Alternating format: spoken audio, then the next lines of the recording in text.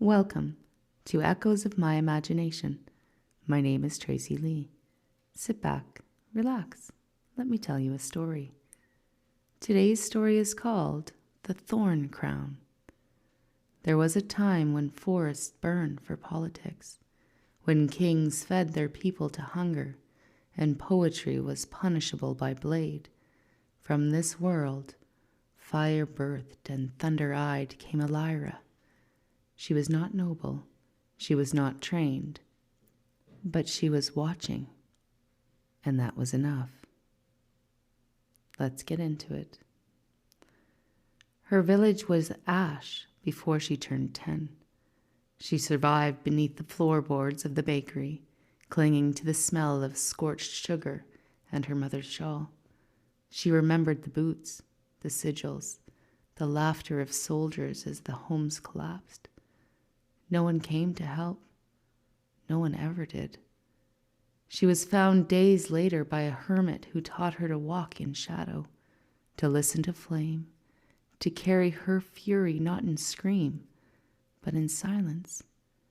And so, Elyra learned patience. She became myth, a ghost in the outer provinces, a figure in red seen just before grain stores were mysteriously redistributed. Whispers of war horses going lame overnight, of generals walking to symbols etched in blood and thorn upon their pillows.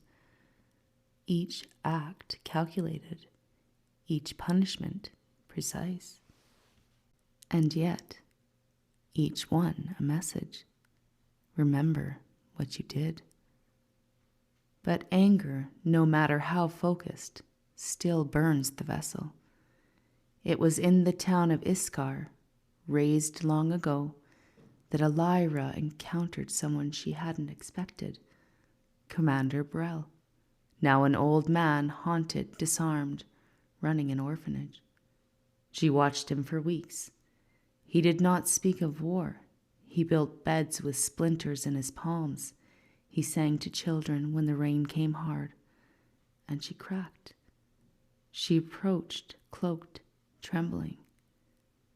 "Do you remember Burnwell?" His eyes did not deny it. "Yes," he said, "and I remember her screams every time I sleep." She placed her blade before him. He pushed it back. "I will not run. Do what you must." But Elyra could not lift her hand, not because she forgave, but because in that moment she saw what her rage had protected her from: grief. She dropped the blade, walked away, and wept until the rains turned to warm. Elyra returned to her work, but something shifted. She began rebuilding what she had once only broken, restoring old wells, writing letters to estranged lovers on behalf of those too scared, rescuing not just vengeance, but remnants. And the thorn crown she once wore, she buried it in the forest, under an oak that blooms only in years when forgiveness takes root.